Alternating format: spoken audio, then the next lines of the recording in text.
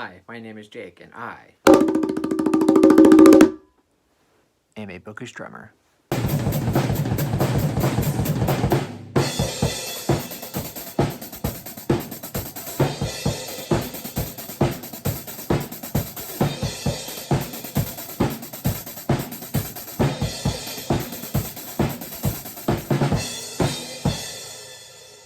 So for this Stephen King video, I will be discussing the best fathers written by Stephen King. So the best Stephen King fathers, the best daddies in Stephen King multiverse, if you will. And this one was pretty easy. Sometimes making a Stephen King list, it can be kind of hard to like narrow down which ones to include in your list. But for this one, honestly, there wasn't that much to choose from. Either, how do I explain this? I don't know how to explain it. It was just very easy to narrow down this list. A lot of Stephen King, male protagonists aren't necessarily fathers, or, if they are, it's not necessarily like a big part of their story, if you will. I kind of tried to narrow down like the best Stephen King fathers where like them being a father is a major part of the story. If that makes any sense, maybe I'll get into it a bit more in the video where I talk about the fathers, of course. So I've got a top 10 list here with a couple of honorable mentions, including, I'll get into it. But, without further ado, let's go ahead and just jump right into it.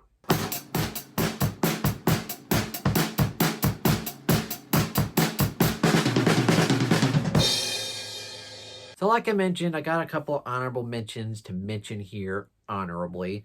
The first one I'm going to talk about is the father from The Mist, and I can't remember his name. I think it's David, maybe.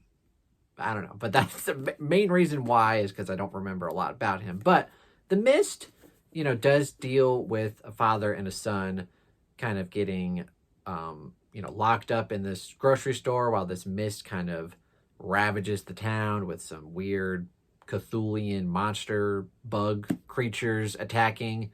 And, he's there with his son. So, like, I figured he would be a good honorable mention. I don't have a lot to discuss with him. Like, I thought about maybe putting him in the top 10, but, like, I don't know. Definitely let me know if y'all agree with this or just in general with this list. Like, comment down below if you agree or disagree with anything that I'm saying here. But yeah, I think David from The Mist, I think that's his name. He'll be an honorable mention. Another honorable mention, just because, like I mentioned, being a father, like having kids, like should be a major part of this list. And for this character from Revival, it's not necessarily a big part of his story. And I'm, of course, talking about Reverend Charles Jacobs. I won't spoil anything, but like if you've read the book, you can kind of understand why I wouldn't necessarily put him in the top 10 fathers. Also, I should have said this right at the start. Like when I say, best Stephen King fathers, it doesn't necessarily mean the best fathers as in like, oh, these are great fathers for their children. No, it just means the most interesting. So like these fathers could be despicable people, but if they're entertaining, they're going to be on this list. So, but again, Charles Jacobs, Reverend Charles Jacobs, his story isn't necessarily about being a father, and I won't go into why that is. But yeah, if you know, you know. So honorable mention. And then I'll throw him out as an honorable mention just because, he has written about himself and has maybe or maybe not included himself in some stories. And that would be Stephen King himself. He's written On Writing, which he talks about his life, kind of half of it's a memoir. And Stephen King himself is a father.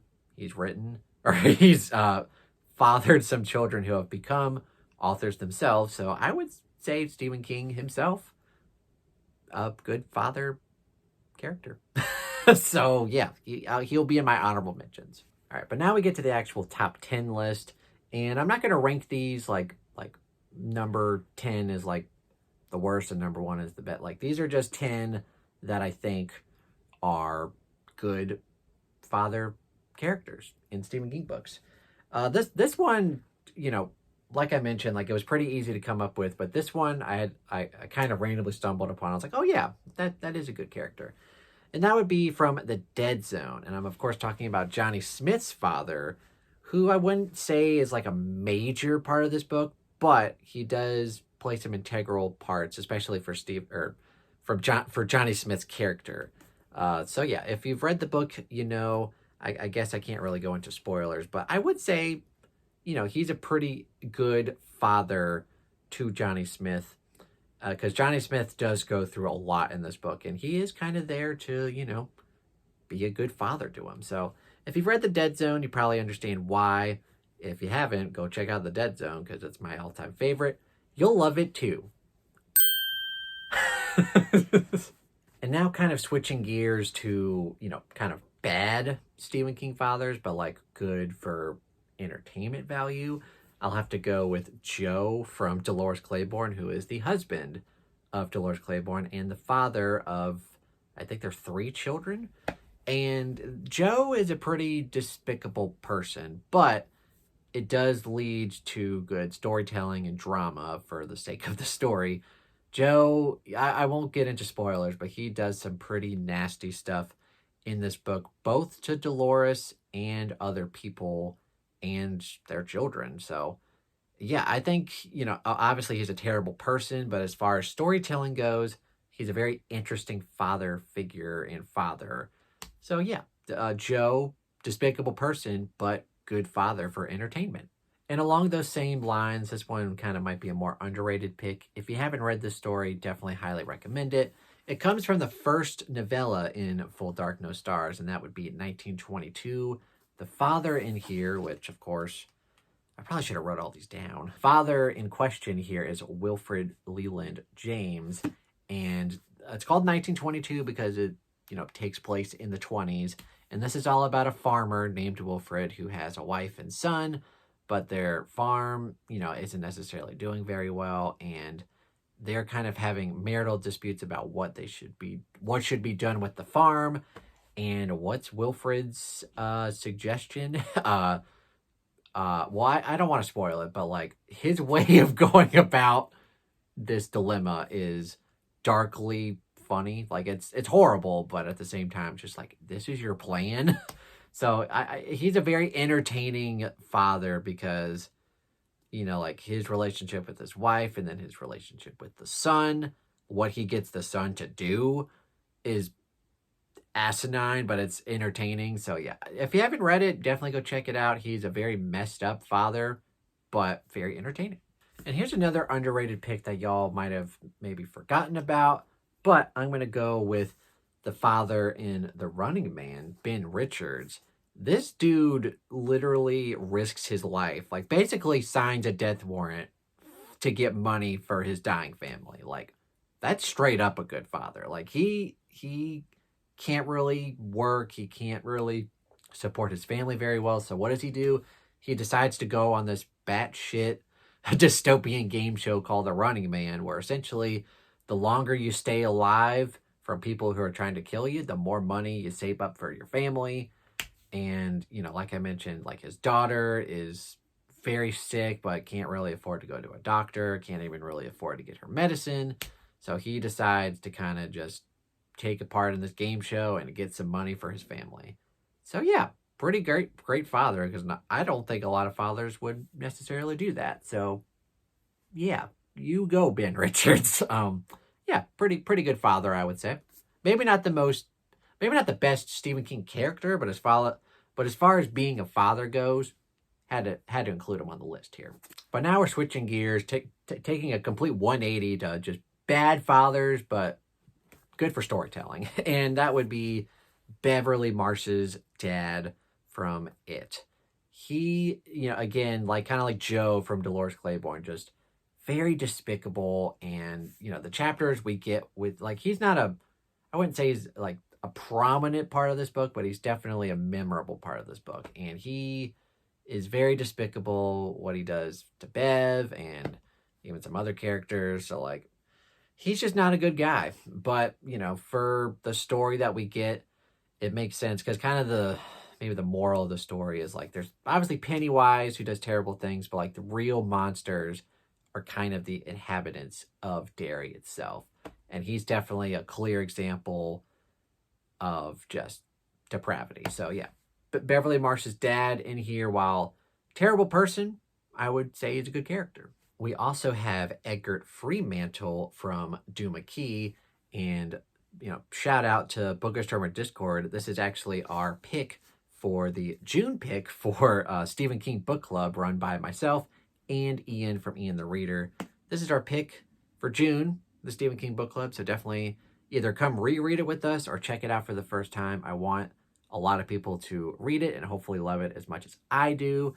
I know a lot of people don't love it, but a lot of people do love it. So just read it. But anyway, Egbert Freemantle definitely goes through a lot in this book. At the very beginning of the book, he gets one of his arms amputated and he has some marital strife. They eventually separate, and then what does he try to do? He tries to kind of just recreate his life. He moves to Duma Key to become an artist.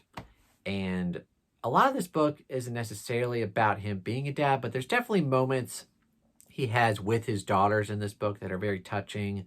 And, I would say he's not a perfect dad, but he has some good father moments in this book. And so, yeah, I would say he's definitely deserving to be in this top 10 list.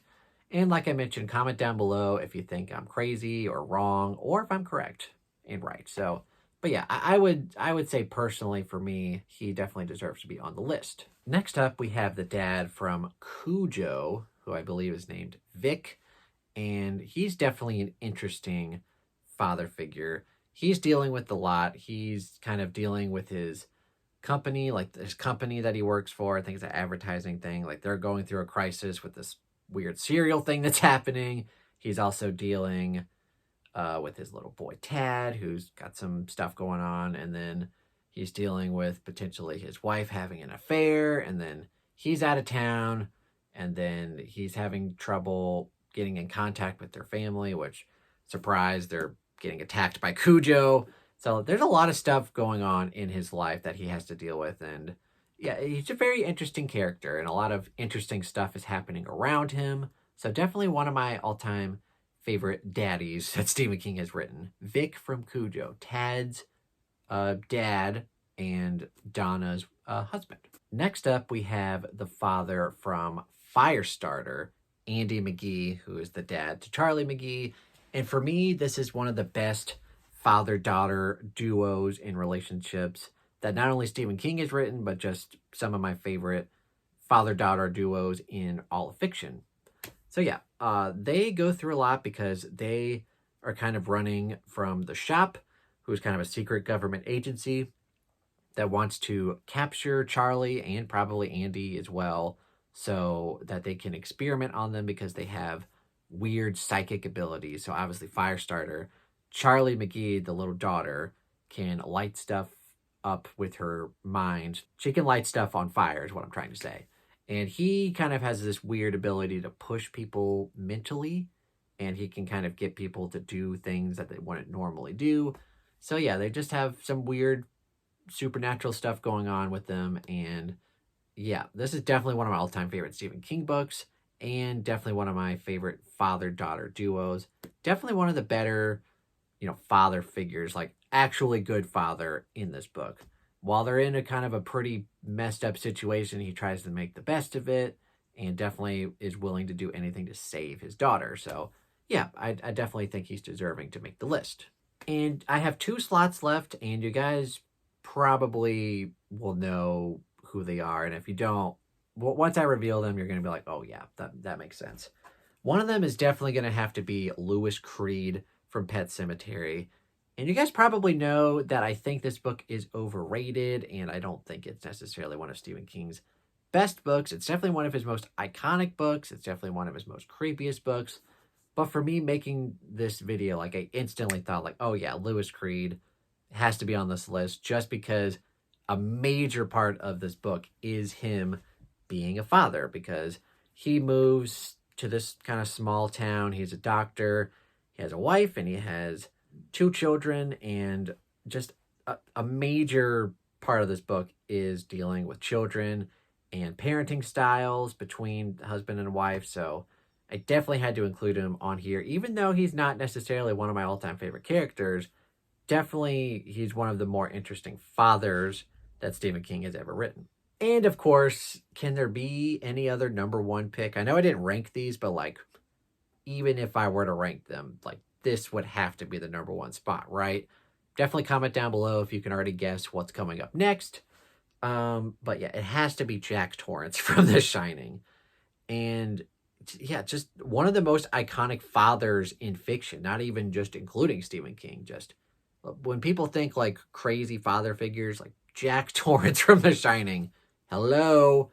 But yeah, Jack Torrance, you know, what can I say that already hasn't been said? Like, one of the reasons Stephen King doesn't necessarily love the Shining movie is that he thinks that Jack Torrance is kind of crazy from the start, which I kind of disagree with, but definitely in the book, you know, you can kind of tell, like, even though Jack Torrance has had some rough patches in his marriage and then his stuff that happens with Danny, like, he definitely tries to be a good father, but then, you know, obviously they get to the Overlook Hotel and things change and he might go a bit crazy now and then. But yeah, his kind of arc that he has throughout this book is, you know, pretty good, and definitely just the most iconic father figure in Stephen King multiverse, I would argue. Definitely, you know, like I mentioned, comment down below if you agree or disagree with me, but like the minute I thought of, well, actually, I won't, I'll give my wife Stacy credit because I asked her like what video I should do, and she's like, oh yeah, it's Father's Day soon, do best Stephen King fathers. And immediately, I thought of Jack Torrance, and I bet most of y'all did too. So yeah, Jack Torrance had to be on the list, and I didn't rank them, but like, he's number one. All right, so those are my picks for the best Stephen King daddies, best Stephen King fathers in all of Stephen King multiverse. I'll try to recap here. I just threw all the books on the ground, so just give me 1 minute. So I had some honorable mentions. David, question mark, from The Mist. Reverend Charles Jacobs from Revival. Honorable mentions. And then Stephen King himself. Like I mentioned, like he is, like Stephen King has written about himself or has included himself and stuff. So had to include him. And then we got Johnny Smith's father from The Dead Zone. Going out of order here, but whatever. We got Beverly Marsh's dad from It. Very despicable guy. We got Vic from Cujo, the dad in here. We've got Ben Richards from The Running Man. He's probably not the best, but like he's willing to die for his family. So had to include that there. We got Joe from Dolores Claiborne, just again one of the more despicable guys. We've got Andy from Firestarter, definitely one of the better ones. We got Eggert Freemantle from Doohickey, one of my personal favorites. Might not make a lot of people's list, but he's definitely one of my favorites.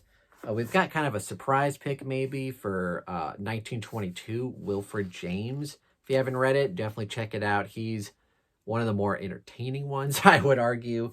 And then I'd probably say the top two, like the first two that came to mind when making this video, coming up with the list, Louis Creed from Pet Sematary and Jack Torrance from The Shining. I would definitely argue those are the more interesting father figures and fathers in Stephen King multiverse.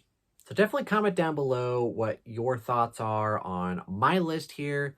Did I omit any that you were thinking? Do you agree or disagree with my list here? Definitely just leave all your comments down below. And also, who is the best father in all of Stephen King's books? Comment down below. And yeah, thank you guys so much for watching. If you enjoyed this video, please give it a thumbs up. Subscribe to the channel if you haven't already. And if you are subscribed, stay tuned for more content. I try to do a Stephen King related video every Friday. Also comment down below what other Stephen King videos you'd like to see. And I've also got my Bookish Drummer Discord down below where, like I've mentioned, we are doing the Stephen King Book Club, and the pick for June is Doohickey. So definitely check it out if you want to see what Eggert Freemantle is all about. I've also got my Patreon link down below if you want to go support me there for as little as $1 a month, and also my Amazon wishlist if you'd like to purchase me a book. Thank you guys so much for watching and have a fantastic day.